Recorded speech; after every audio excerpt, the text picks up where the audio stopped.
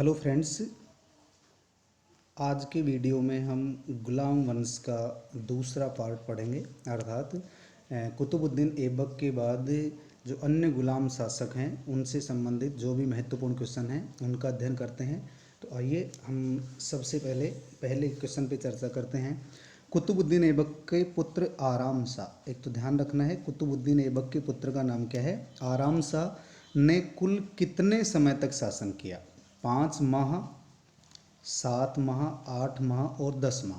तो आपको पता है 1210 में कुतुबुद्दीन ऐबक का लाहौर में देहांत हो चुका है और उसके बाद उसका पुत्र शासक बना आराम शाह, और आराम शाह ने केवल 8 महीने तक शासन किया था। आराम शाह ने केवल 8 महीने तक शासन किया और 1211 में जूद का मैदान है, मैदान का नाम क्या है?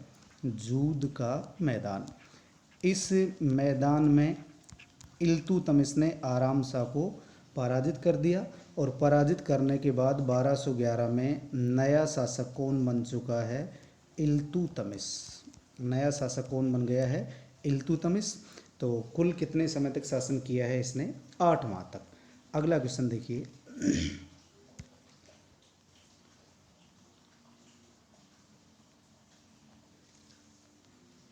नेक्स्ट क्वेश्चन है, दिल्ली सल्तनत का वास्तविक संस्थापक किसे माना जाता है? देखो, इससे पहले हमने बात की है कि केवल संस्थापक, अगर केवल संस्थापक पूछा जाता है तो हमारा आंसर होगा कुतुबुद्दीन ऐबक 1206। केवल संस्थापक पूछा जाता है।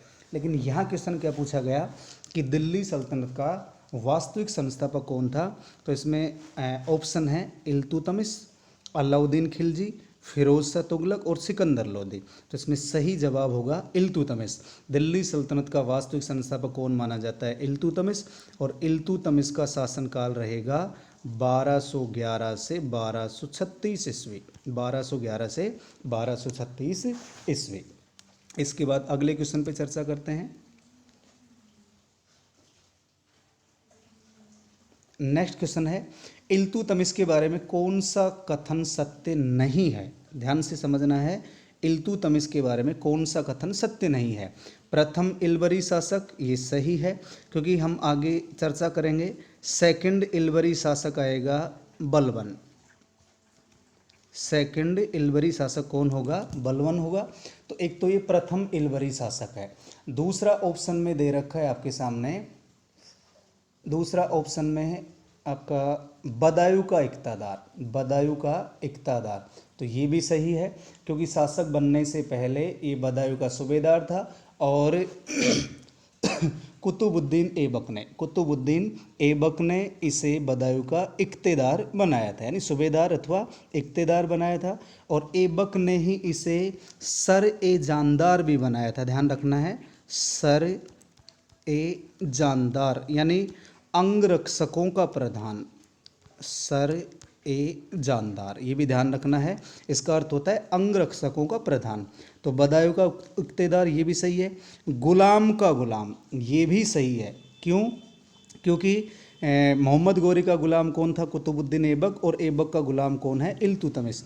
और अगला ऑप्शन है ऐबक के बाद शासक बना, ये गलत है क्योंकि अभी हमने चर्चा की है कि ऐबक की मृत्यु के बाद उसका पुत्र आराम शाह शासक बना था। ऐबक की मृत्यु के बाद उसका पुत्र आराम शाह शासक बना था।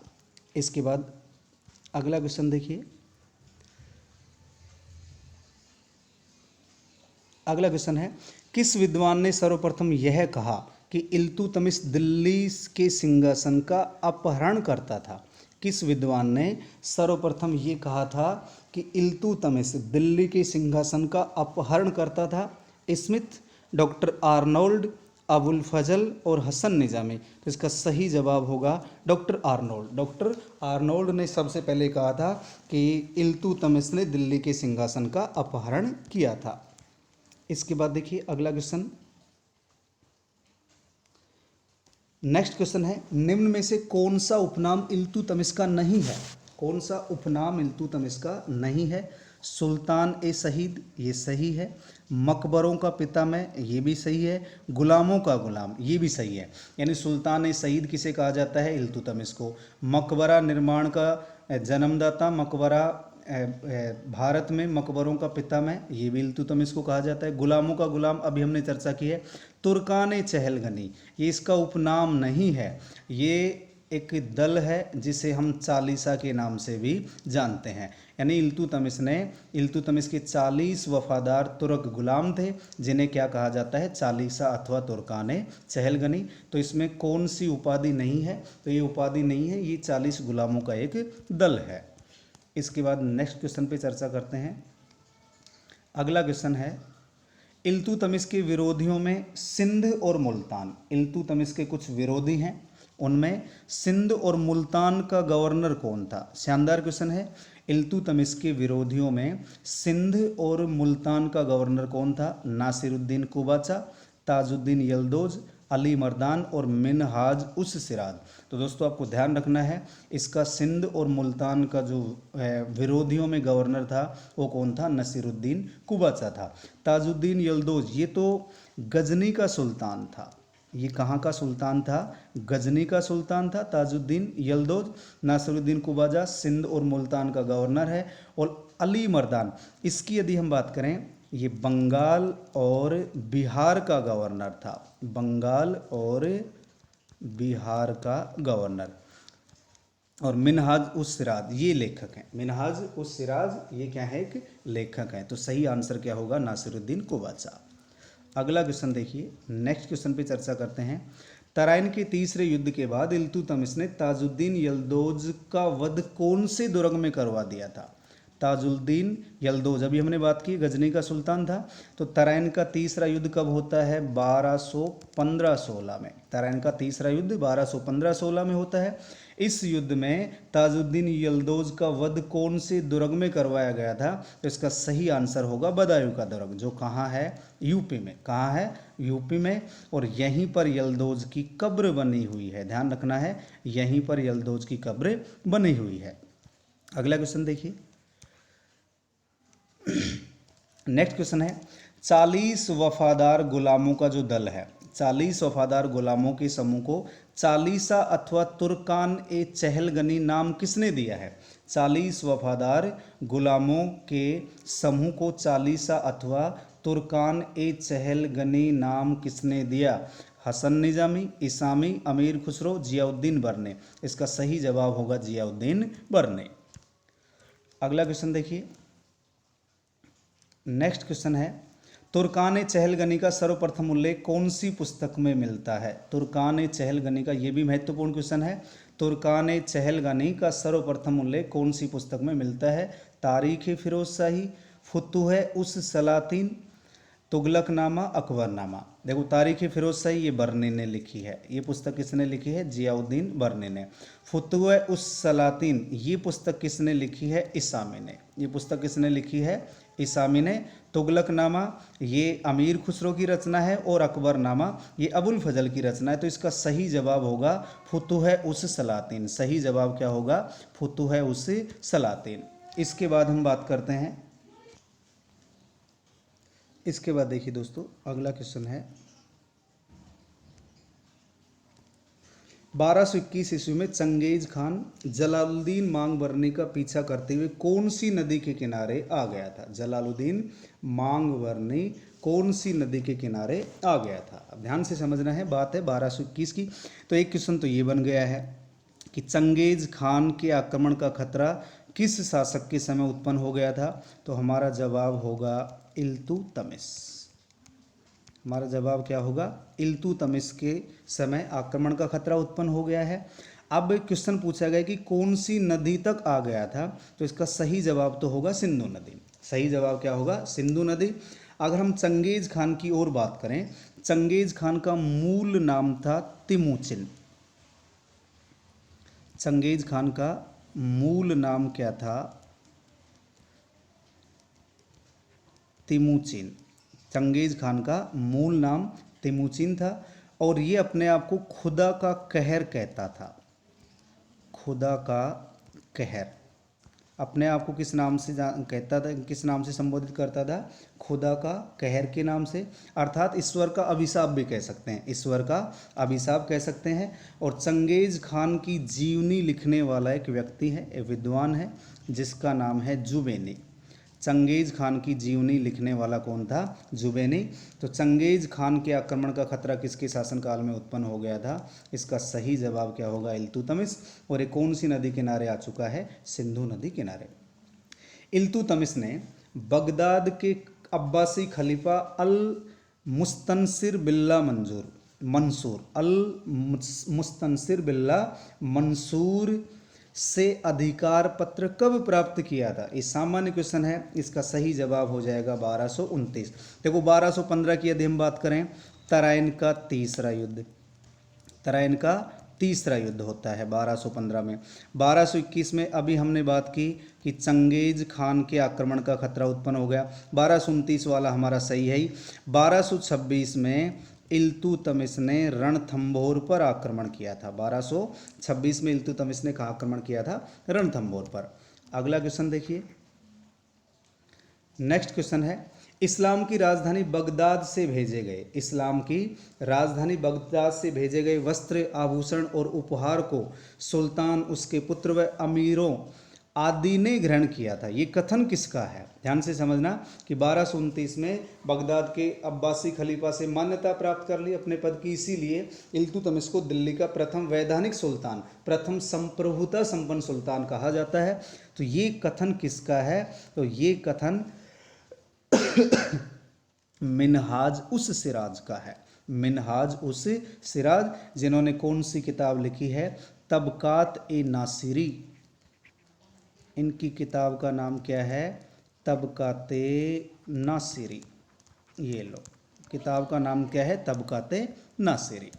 इसके बाद अगला क्वेश्चन देखिए, अगला क्वेश्चन है, दिल्ली सल्तनत का प्रथम वैधानिक और संप्रभुता संपन्न सुल्तान किसे कहा जाता है? अभी हमने इसकी चर्चा कर ली है, इसका सही जवाब होगा इल्तुतमिश। सही जवाब क्या होगा इसका? इल्तुतमिश। इसके बाद देखिए अगले क्वेश्चन पे चर्चा करते हैं हम। अगला क्वेश्चन है,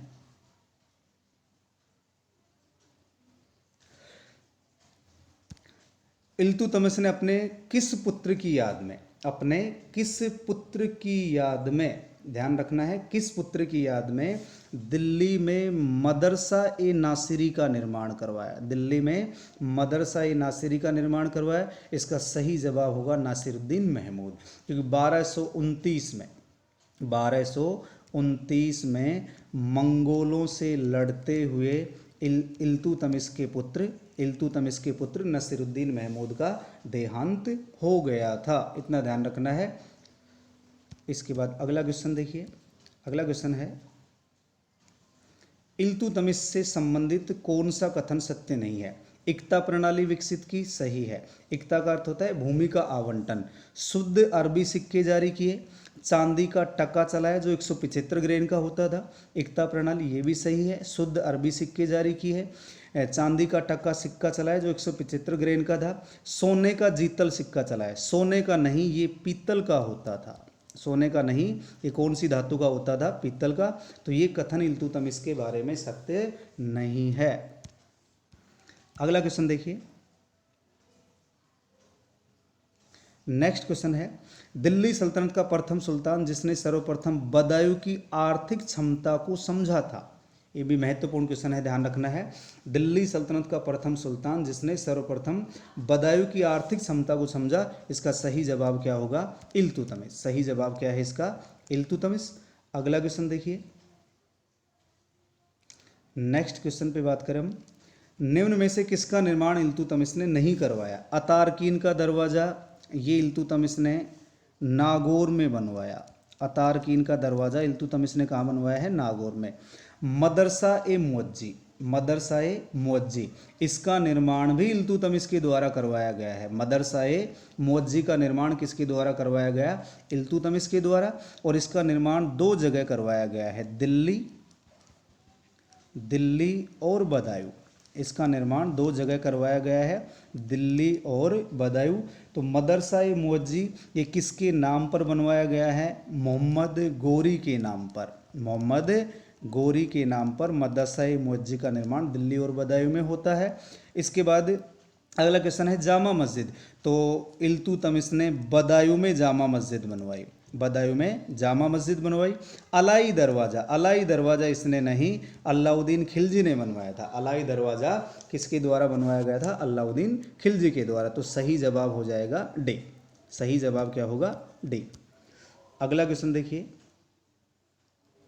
इसके बाद हम बात करते हैं भारत अरब नहीं है, इसे दारुल इस्लाम में परिवर्तित करना व्यवहारिक रूप से संभव नहीं है। महत्वपूर्ण क्वेश्चन है, भारत अरब नहीं है, इसे दारुल इस्लाम में यानी भारत को इस्लाम धर्म में परिवर्तित करना व्यवहारिक रूप से संभव नहीं है। ये कथन भी किसका है? इल्तुतमिश का है। ये कथन किसका है? इल्तुतमिश का।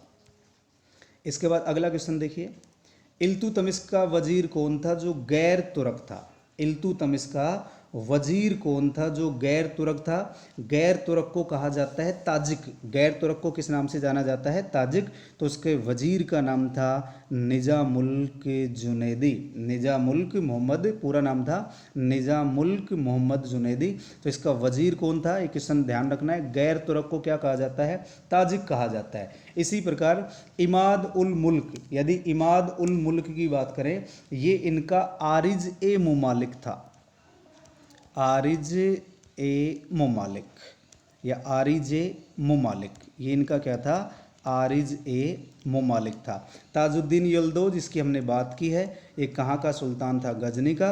और इसकी हत्या कौन से दुर्ग में की जाती है? बदायूं के दुर्ग में। इसकी चर्चा हम कर चुके हैं। अगला क्वेश्चन देखिए, अगला क्वेश्चन है इल्तुतमिश के महल के सामने संगमरमर के 2 सिंह बने थे, 2 शेर बने हुए हैं, जिनके गले में घंटियां लटकी होती थी, जिन्हें खींचने पर फरियादी को तुरंत न्याय मिलता था। शानदार क्वेश्चन है। इल्तुतमिश के महल के सामने संगमरमर के 2 सिंह बने थे, जिनके गले में घंटियां लटकी होती थी, जिन्हें खींचने पर फरियादी को तुरंत न्याय मिल जाती थी। ये कथन किसका है? Ibn Battuta. इब्न बतूता जो 1313 में मोहम्मद बिन तुगलक के शासनकाल में भारत आते हैं। अगला क्वेश्चन देखिए, किसने इल्तुतमिश को दिल्ली भारत में गुलाम राज्य का वास्तविक संस्थापक बताया है? किसने इल्तुतमिश को भारत में गुलाम राज्य का वास्तविक संस्थापक बताया? इसका सही जवाब है आरपी त्रिपाठी। आरपी यानी राम प्रसाद त्रिपाठी ने इल्तुतमिश को भारत में गुलाम राज्य का वास्तविक संस्थापक बताया है। अगला क्वेश्चन देखिए, नेक्स्ट क्वेश्चन है दिल्ली सल्तनत के किस सुल्तान ने सुल्तान के पद को वंशानुगत बना दिया था? इल्तुतमिश। इसने अपनी पुत्री रजिया को अपना उत्तराधिकारी घोषित किया था। इसने अपनी पुत्री रजिया को अपना उत्तराधिकारी घोषित कर दिया था। तो अपन कह सकते हैं कि इल्तुतमिश पहला सुल्तान था जिसने अपने जीवन काल में ही अपने उत्तराधिकारी का चयन कर दिया था। तो सुल्तान के पद को वंशानुगत बनाने वाला शासक कौन हो जाएगा? इल्तुतमिश। अगला क्वेश्चन देखिए, दिल्ली सल्तनत का प्रथम सुल्तान जिसने ईरानी अथवा फारसी राजतंत्रीय परंपराओं को ग्रहण किया है। ध्यान से समझना है, यहाँ एक शासक की चर्चा हम और करेंगे जो होगा बलबन। एक शासक की चर्चा मैं साथ साथ बता रहा हूँ। दिल्ली सल्तनत का प्रथम सुल्तान जिसने ईरानी अथवा फारसी राजतंत्रीय परंपराओं को ग्रहण किया, तो इसका तो सही जवाब इल्तुतमिश होगा।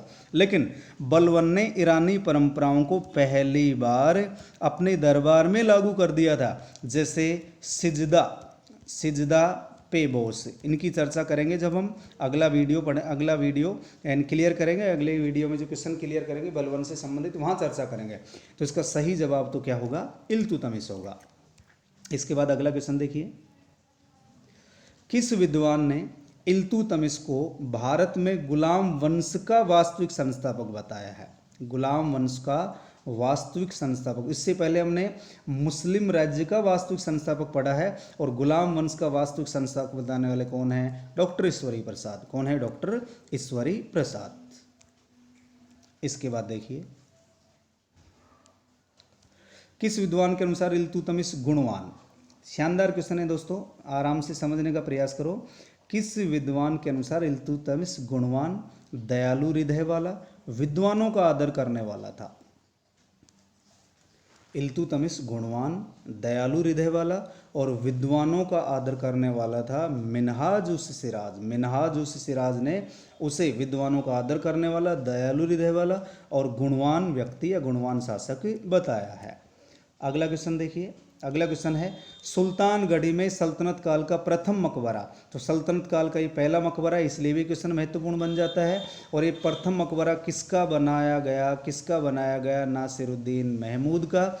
लेकिन क्वेश्चन क्या है, क्वेश्चन समझिए। सुल्तानगढ़ी में सल्तनत काल का प्रथम मकबरा किसने बनवाया था? तो उत्तर क्या होगा? इल्तुतमिश। और मकबरा किसका है? ये नासिरुद्दीन महमूद का है। मकबरा तो किसका है? नासिरुद्दीन महमूद का। बनवाया किसने है? उसके पिता इल्तुतमिश ने।